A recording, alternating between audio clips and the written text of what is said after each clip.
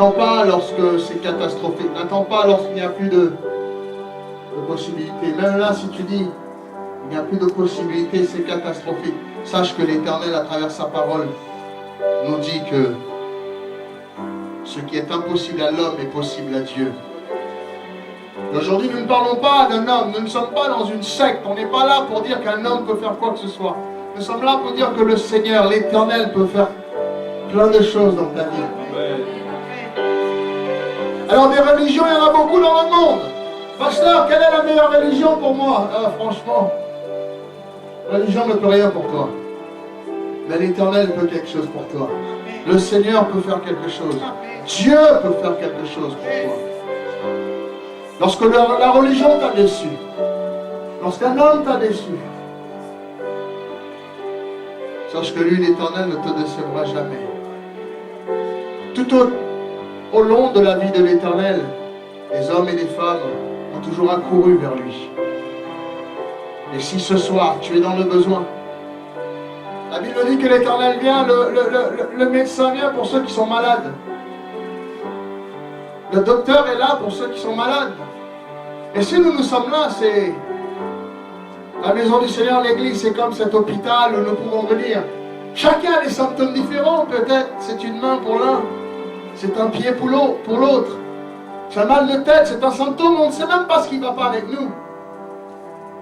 Mais cet hôpital-là, on peut y aller pour si les enfants ça ne va pas, on peut y aller s'il n'y a pas de boulot. Je pense que dans la maison du Seigneur, il y a des départements pour chaque problème. Et que le Seigneur est là. Et l'Éternel, lui, ne va pas te dire non, reviens un autre jour. Non. Si tu es venu aujourd'hui, il peut s'occuper de toi aujourd'hui. Remets-lui ce problème que tu as. Les hommes disent oui, mais il n'y a plus rien à faire. Et Dieu, qu'est-ce qu'il a dit? Les hommes peuvent dire il n'y a plus rien à faire, mais Dieu, qu'est-ce qu'il a dit? Qu'est-ce qu'il a dit?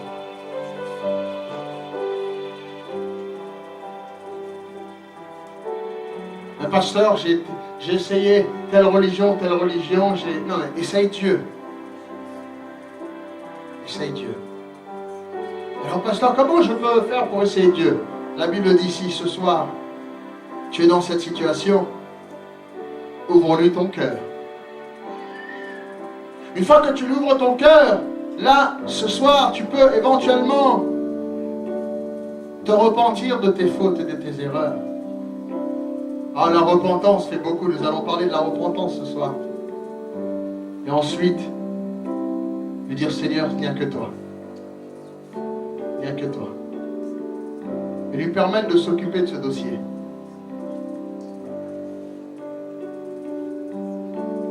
Il sache qu'il va le faire. Sache qu'il n'a jamais déçu personne. Il n'a jamais abandonné personne. Il n'y aura personne à travers l'éternité qui pourra dire que le Seigneur m'a laissé tomber. Personne ne pourra se tenir devant Dieu un jour et dire, Éternel, je t'ai cherché, je ne t'ai pas trouvé. Personne ne pourra dire, Seigneur, j'ai prié et tu n'as pas pu le faire. Mon problème était trop grand. Ma situation était trop catastrophique. Les hommes aiment dire, mais j'ai prié, Dieu ne m'a pas écouté. Non, c'est pas vrai. Il n'y a pas une seule prière que Dieu n'écoute pas. Il n'y a pas une prière que l'Éternel n'a pas écoutée. Le problème c'est, est-ce que nous sommes dans une disposition où il peut l'exaucer? C'est là le problème. Il n'y a pas une demande qui est faite à Dieu qu'il n'a pas entendue. Maintenant, à nous de savoir est-ce que nos vies lui plaisent. Est-ce que nos vies nous permettent d'obtenir cette réponse? Quand on est chrétien, je passe ma vie à passer de nation en nation, de pays en pays, et de voir des chrétiens, des hommes et des femmes qui se disent chrétiens, mais qui ne sont pas heureux. Des hommes et des femmes qui se disent croyants chrétiens dans le Dieu Tout-Puissant, et qui ne sont pas heureux. Ils sont malades, ils sont déprimés, ils sont, on dirait, pire que même les non-croyants. Ah, l'athée, lui, il roule dans sa voiture, il va bien. Le païen, tout va bien. Le non-croyant, lui, quand il lui parle de Dieu, il dit, mais ça sert à quoi? Moi, tout va bien. Et nous, chrétiens, on a tendance à se dire, mais comment ça se fait que le non-croyant, il a l'air mieux que moi, il a l'air plus heureux que moi. Il a l'air que tout va mieux pour lui. Et nous, on adore Dieu. On est chrétiens. Qui a déjà réfléchi à ça? Il n'y a que moi qui a pensé à ça. C'est peut-être que moi. Hein? Je ne suis pas parfait. Priez pour moi. Mais très souvent, on se dit, mais qu'est-ce qui se passe? On va regarder un élément dans la Bible ensemble ce soir. Ensuite, on va continuer à prier.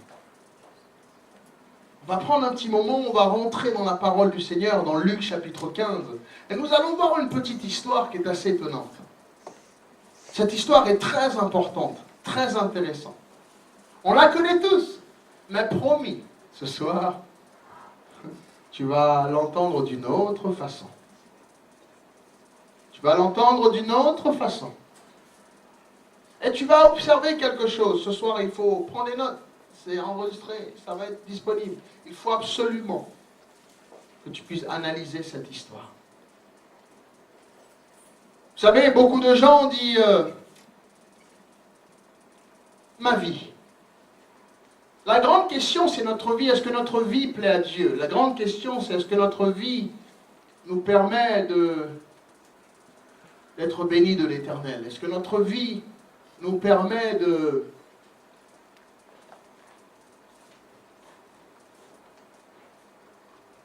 bénis? Et en tant que chrétien, souvent on se dit, mais que dois-je faire pour être mieux? Que dois-je faire pour mériter mieux? Et de l'autre côté, on a des fois des hommes et des femmes qui sont religieux dans l'Église et qui ne nous laissent pas faire l'effort qu'il faut.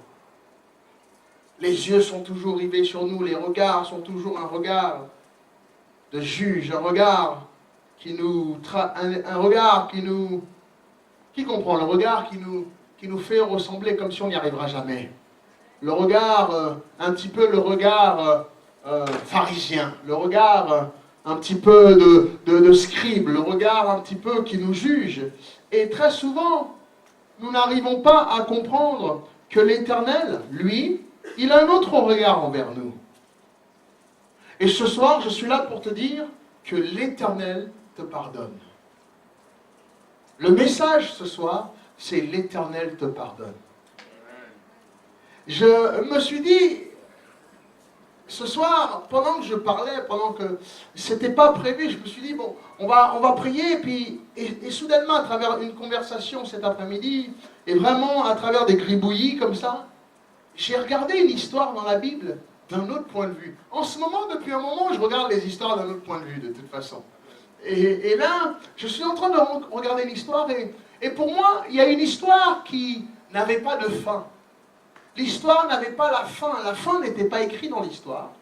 Et c'est une histoire que je connais depuis très longtemps, que je lis souvent. Et c'est qu'il y a quelques jours que le Seigneur m'a donné la fin de cette histoire. Et la fin de cette histoire est assez étonnante pour moi, mais ça parle de ma vie, ça parle de ta vie. Et je me suis dit que nous allions en parler ce soir. L'Éternel, lui, veut se réjouir de toi.